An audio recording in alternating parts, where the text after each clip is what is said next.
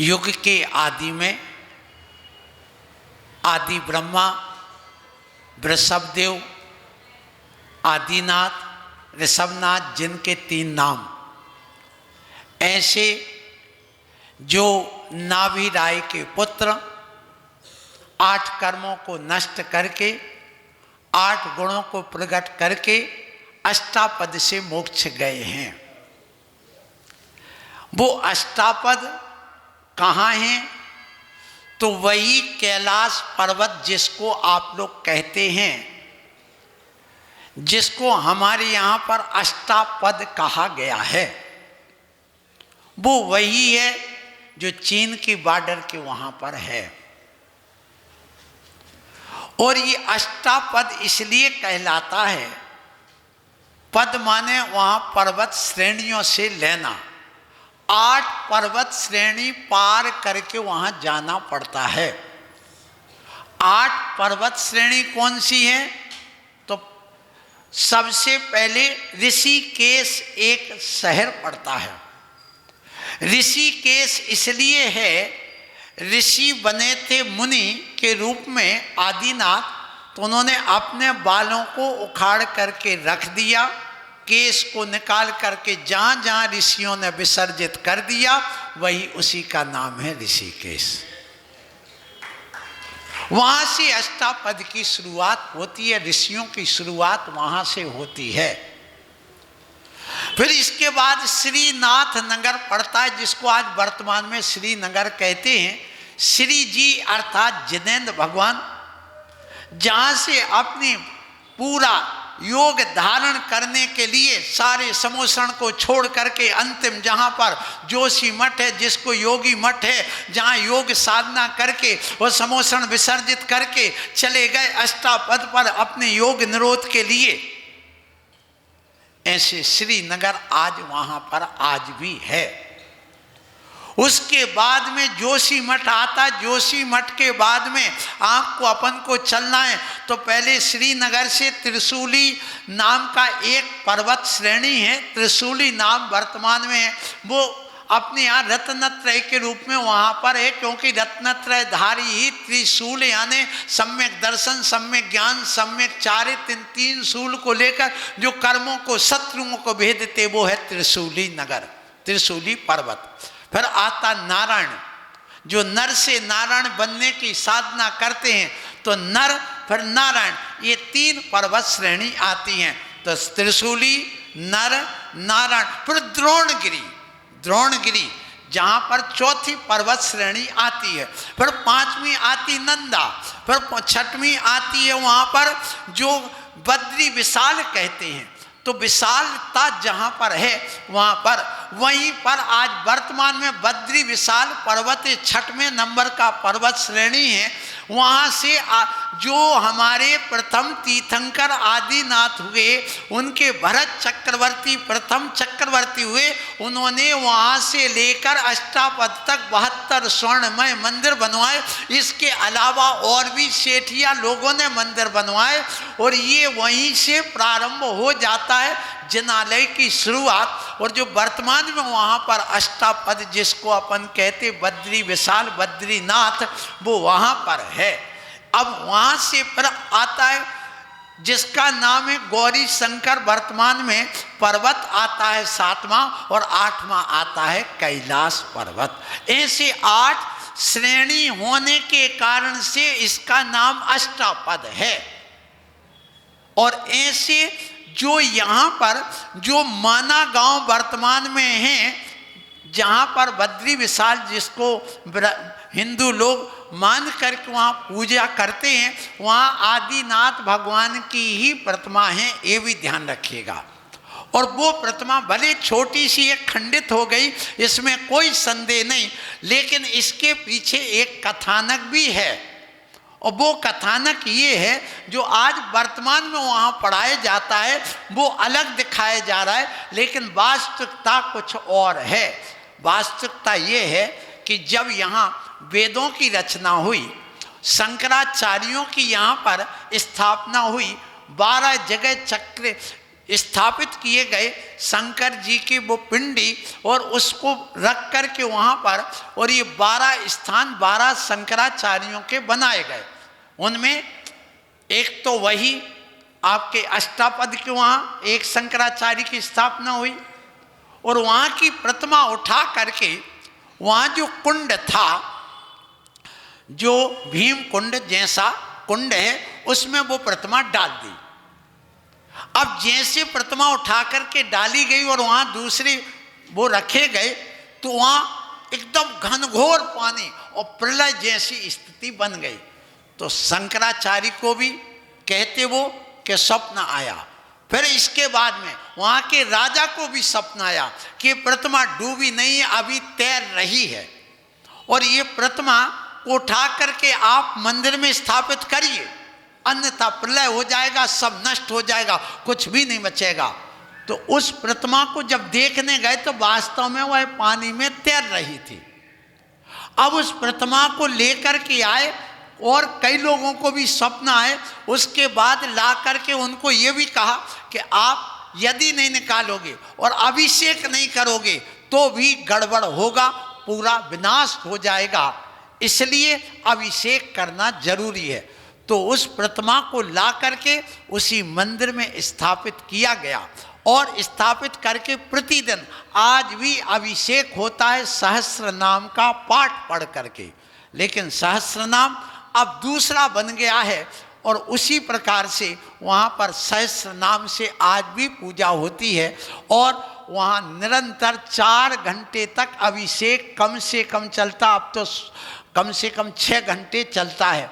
सुबह 3 बजे से चालू होता है, पहले दिगंबर अवस्था में पूरा अभिषेक चलता है, और उसके बाद में वहाँ 1008 भगवान के नाम लिए जाते हैं। उसमें जिन वगैरह के नाम अब अलग करके और भी नाम जोड़ दिए गए हैं, और उसके बाद में वह करीब करीब 5 बजे पूरा श्रृंगारित करना चालू किया जाता है, और ये 8 बजे तक पूरी श्रृंगारित हो करके और वह प्रतिमा दिन भर वैसी ही रहती है। हम अपनी आँखों से देख करके आए हैं और वहाँ दर्शन करके आए, हम भी 8-10 दिन वहाँ रह करके आए हैं। ऐसा वह बहुत तीव्र भावना थी कि एक बार जा कर के देखें और वहाँ दर्शन करें, जहाँ पर कि आज बहुत अच्छा विशाल मंदिर बना हुआ है। बड़ी प्रसन्नता है, हमें कोई ईर्षा नहीं, आपको भी कभी ईर्षा नहीं करना। क्यों नहीं करना? हे जैनियों, मैं आप लोगों से ये कहूँगा, ये आया कि वहाँ पर जब आप दर्शन करने जाते हैं तो वहाँ पर ये प्रसंग आया। अब आता है कि ये शंकराचार्यों के समय ये स्थिति बनी थी, और ये अपना उज्जैनी नगरी, वहाँ पर भी पूरे जैन ही रहते थे, पूरे जैन रहते थे।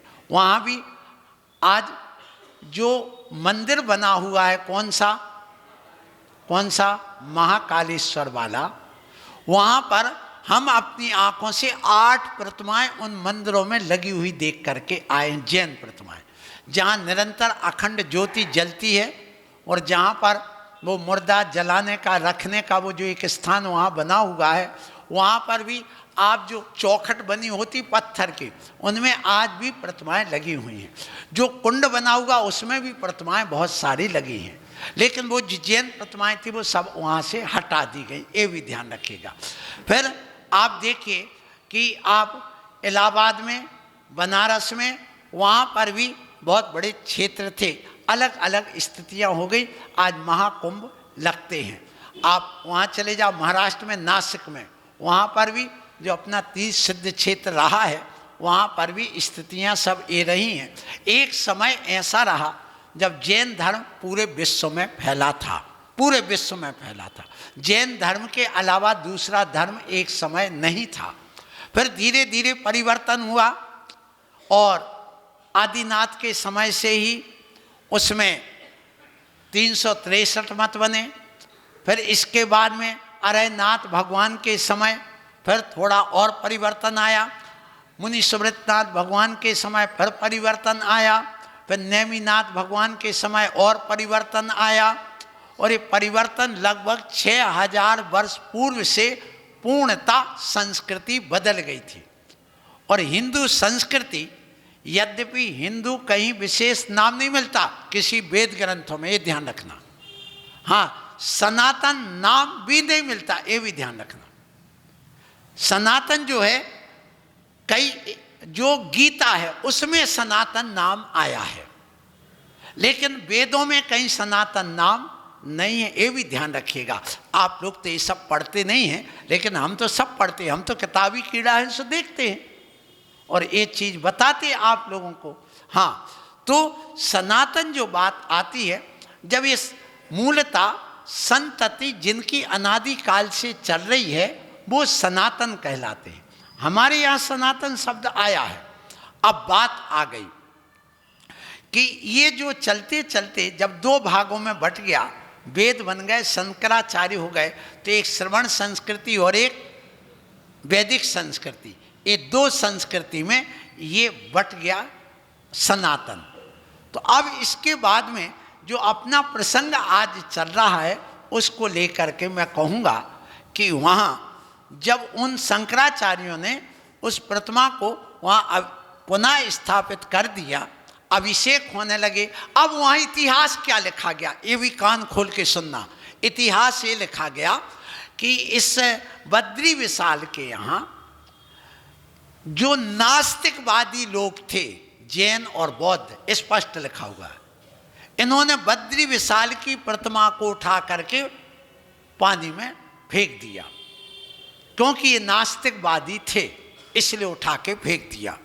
और फिर क्या किया इन्होंने कि शंकराचार्य आए, उनको स्वप्न आया, यहाँ के उस राजा को स्वप्न आया, राजा का नाम तो याद नहीं मुझे, तो उस राजा का नाम दिया, उसको स्वप्न आया तो वो उठा करके लाए, फिर यहाँ स्थापित की, और स्थापित करके उसके बाद यहाँ चमत्कार ही चमत्कार, मनोकामनाएं प्रारंभ हो गई और लोगों का विशाल वहाँ पर जत्था जाने लगा और वहाँ आकर के अपनी मनोकामनाएं पूर्ण करने लगे। जैसे आज प्रत्यक्ष आप देखिए, शिखर जी में आज से 40-50 वर्ष पहले वहाँ दिगंबर प्रतिमा थी, वो गायब कर दी, देखना, पारसनाथ की। अब उसके बाद में चरण है, अब आज से 30 साल पहले वहाँ हिंदुओं का मेला लगने लगा, ये भी सबको पता है। वहाँ पर 3 दिन के लिए आप कुछ नहीं कर सकते, उन्हीं का वहाँ अधिकार रहता। अब ये स्थिति बन गई है कि रोज को वहाँ पर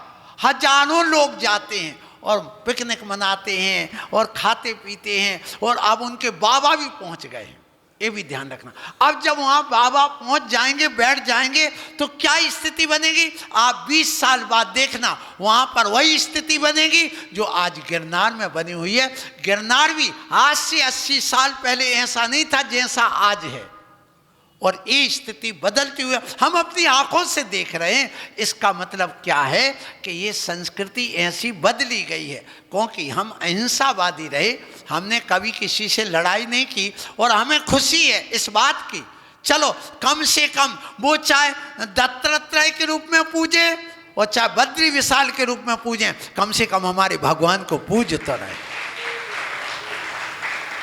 हमें खुशी है, उनकी मनोकामना पूरी है, उनके धर्म ध्यान हो रहा, हम और प्रतिमा बना लेंगे, क्या बात हो गई। जब ये गिरनार की बात आई थी, उस 5वीं टोंक की, महाराज हमें वहीं जब कह रहे हैं हमारे प्रधानमंत्री जी, हम तुम्हें जगह दे रहे, मैं कहता हूं बस एक ही काम करना चाहिए सब जैनियों को, ठीक है, उस पर हमें रोक टोक ना हो, दर्शन की 5वीं टोंक पर और 4थी टोंक पर अपना क्षेत्र बना दो कि दिगंबर जैनियों का क्षेत्र। यहाँ आखिर नेमिनाथ भगवान वहीं से तो मोक्ष गए, थोड़ा सा 100-150 फीट का अंतर है, उससे कोई अंतर नहीं पड़ता। 4थी टोंक आज भी सुरक्षित है, इसलिए हम कह दें ठीक है, कम से कम इतना किसी का अधिकार नहीं हो और उसकी लिखा पढ़ी सहित होना चाहिए, इतना भी हो जाए तो कहते भगे भूत की लंगोटी भली वाली बात हो जाएगी। इतना भी यदि जैन समाज कर ले, बाद में आपकी जो लड़ाई से चल रही है चलने दो, लेकिन चौथी टोंग तो बचा लो। पहली टोंग श्वेतांबर ने ले ली,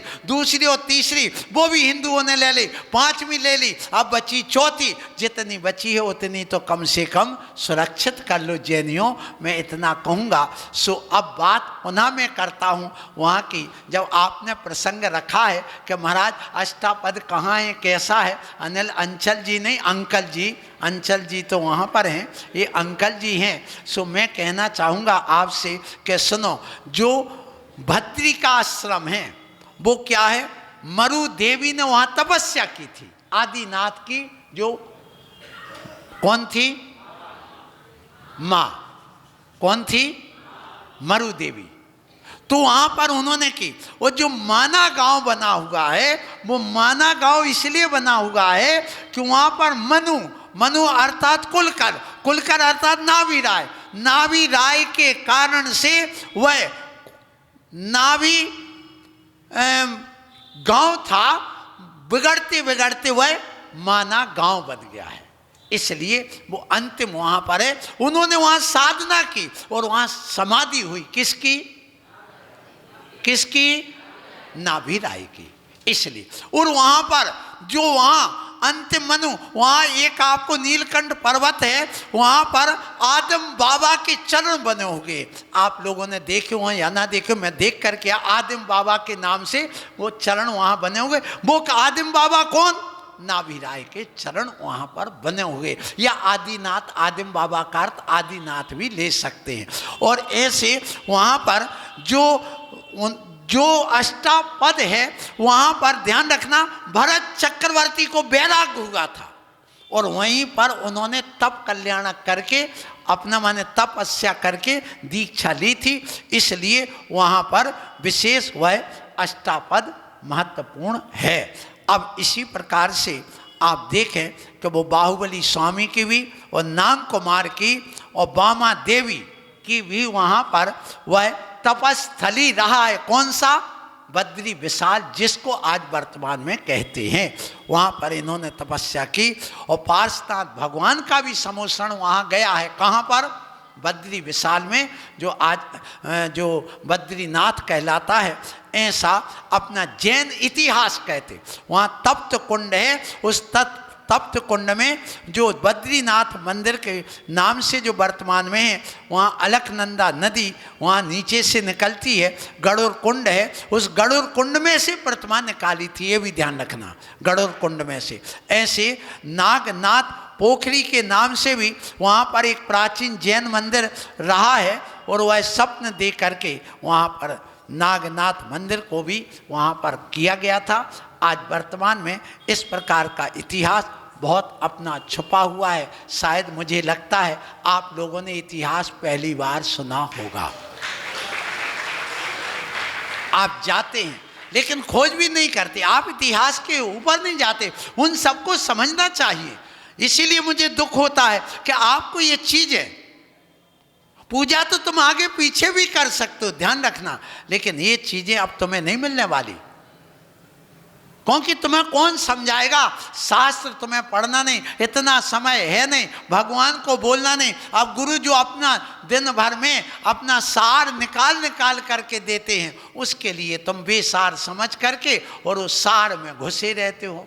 सार जानते किसे कहते हैं, जहाँ ढोर बांधे जाते उसको क्या बोलते हैं, सार। तो सार में घुसे हो तुम और यहाँ तत्व का सार नहीं समझ रहे हो, तो तुम्हें कौन समझाएगा बंधुओं। इसलिए कुछ ज्ञानी बनकर, बुरा मत मानना कि महाराज हमसे ढोर कह रहा है, ढोर नहीं कह रहा हूँ। सार का अर्थ ये है कि तुम उन विषय भोगों की उस घर में घुसे हो, घोंसलों की तरह, उनसे निकलो, मंदिर में आओ, समझो। अब आज से ही मैं कह देता हूँ, आदिनाथ भगवान का आज मोक्ष कल्याणक है। बहुत कुछ बोलना था लेकिन 10:30 बज गए हैं, इसलिए वाणी को मैं यहीं पर विराम दूंगा।